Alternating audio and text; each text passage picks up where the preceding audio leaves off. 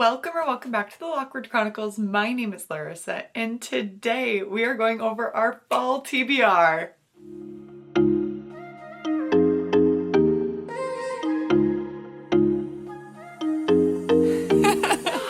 We're back to fall, baby. We love fall here. You know, summer had me for a few years. Summer has tricked me like a toxic boyfriend. I feel like I'm finally back with a stable relationship going into fall. I'm back with my stable relationship fall boyfriend. This past summer in Minnesota specifically was not a great one. Like, it was really hot and humid, heat advisories every other day, or raining, like downpour raining. When it was nice out, the Canadian wildfires smoked us out. It was really tough to be outside pretty much all summer, and that's all I like to do is be outside. Fall is here, and there are many things I love about fall. We have pumpkin spice, we have cozy blanket readings, we have just cozy time in general, and most importantly, we have fall reads, which is my absolute favorite. I will save books specifically for any season, but especially for the fall. Like, I will look out for fall books to read, and that's what we're doing here. I'm telling you what my fall TBR is. There are 12 books on here. Well, I list 12 books. Some of them are series, so there's more of them. For the span of September 1st, which is fall for me, to American Thanksgiving, which is in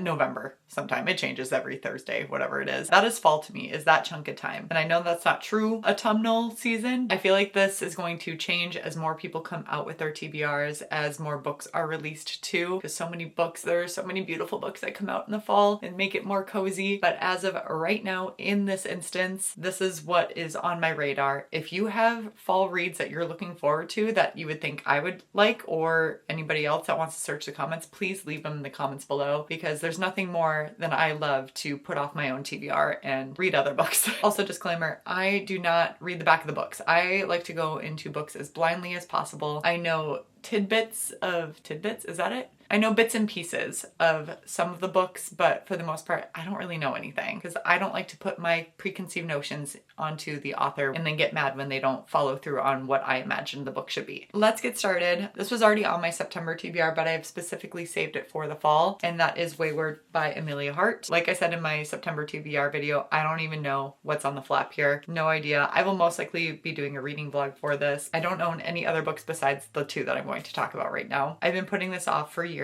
and I've been delaying the audiobook off of Libby for also years because I am so intimidated by this book, and it is time to get past that fear. Babel by R.F. Kuang. Oh, it is so chunky. I've heard a lot more good reviews of this book, but I've heard it's like big brain. I also think it's like linguistic or study of languages, historical fiction taking place at Oxford. I love dark academia. I'm sick of it being on my TBR, on my physical TBR. I'm sick of it being a repeat on my TBR that I share with you guys. It will be happening this fall. Nocticadia by Carrie Lake. This is the author of Anathema, which I read last year, and I am still waiting on book 2. I don't know when book 2 of Anathema, that series, is going to come out, but I've heard fantastic things about Nocticadia. I believe this is also dark academia. This girl, she ends up going to this university after writing a paper or something about how her mother passed, which was, I think, had to deal with spiders or something weird. The professor that she is studying under now was like, no, this is a legit thing, because everybody has always told this girl that she's crazy, that didn't happen. And I think it's like forbidden romance,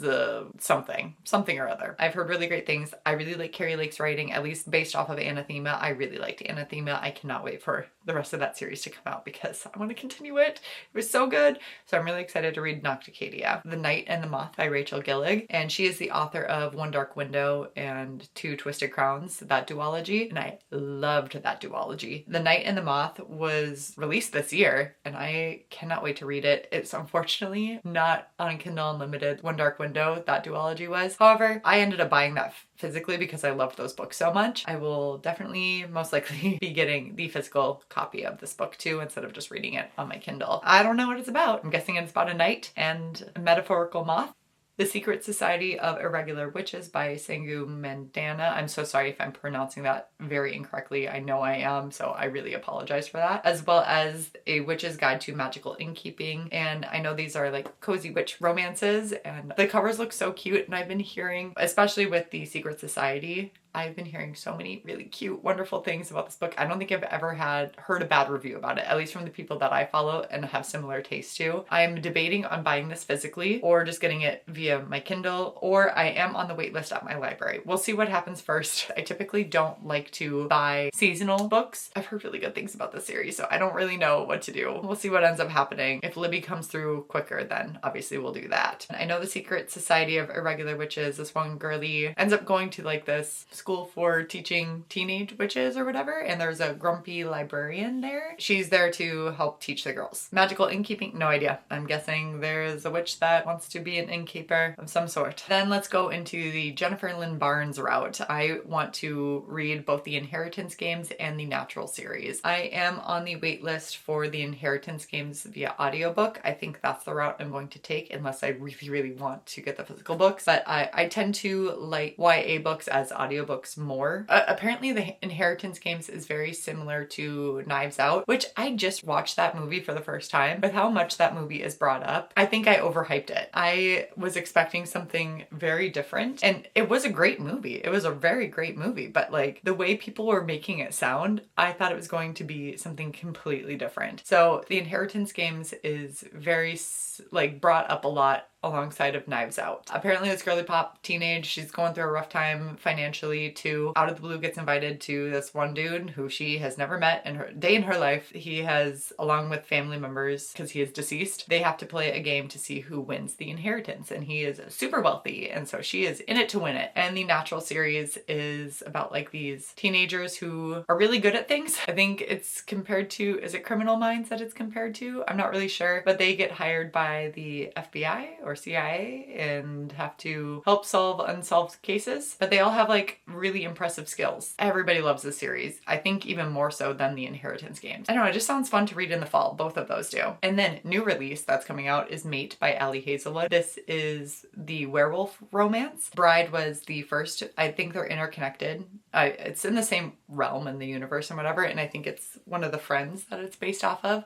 I loved Bride. I thought that was so fun. I love Ali Hazelwood's writing. I think it is so fun. Yeah, it's just a fun, goofy, good time. I ate that up. So I'm really excited for Mate. Also feel like people describe it as very light Omegaverse. I don't know anything about the Omegaverse, but I've heard it's very like a toe dip into the Omegaverse, like a pinky toe dip. And I love supernatural romances. I grew up on Vampire Diaries and Twilight and Teen Wolf. Then the next one is, I have no idea what this is about. The cover kind of scares me, but also intrigues me and is also really pretty. Her Soul to Take by Harley LaRue. I don't know what this is. I think somebody's, Heather McLary, I think said it's a demon romance. I think Larry Reeds also has read this, but I've heard nothing but great things about it from many book girlies. We're gonna take it for a ride, take it for a spin. And you would have saw this if you watch my monthly TBR, is I'm finally going to start reading the Zodiac Academy. I don't know how long it's gonna take because it is a very long series and the books get bigger and bigger with every book. And there's so many of them, but I'm going to start it. I heard the books just get better and better and better as you go. I'm excited to finally get to it because I've heard that it is a really great found family, as well as like it takes place at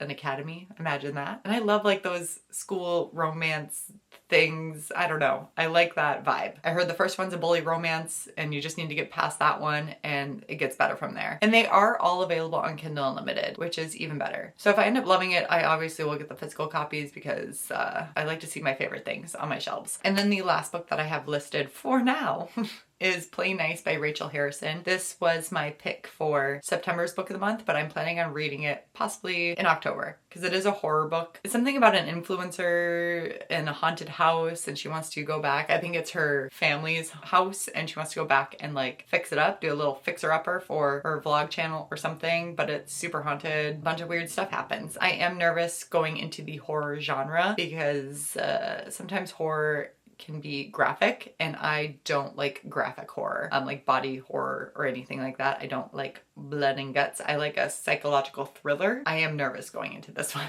Well, that was quick. Look at me go. I mean, I am hopped up on some caffeine right now, so I'm talking a mile a minute, I feel like. Watch, it's like slow motion. Oh my gosh, please don't put that on me. I know I just put that on myself, but like if I film this in slow motion, that would be horrible. I haven't done that yet and I don't ever plan to. But for real, please, please, please, if you have any other books that you're reading this fall, please put them in the comments below because I want to make sure that I'm hitting all the good stuff and I want to know what everybody else is reading because this is an ever-growing list. It is a never-ending list and I love fall reads. I'll keep you updated, obviously, if there are other books that pop up and if I end up reading and putting aside my own TBR. Yay! Feel free to subscribe to the channel so you don't miss out on these autumnal reads, as well as like this video. I would really appreciate it. It really does help me out. And with that being said, respect others, respect yourself, and do something amazing with your day. Thanks, bye.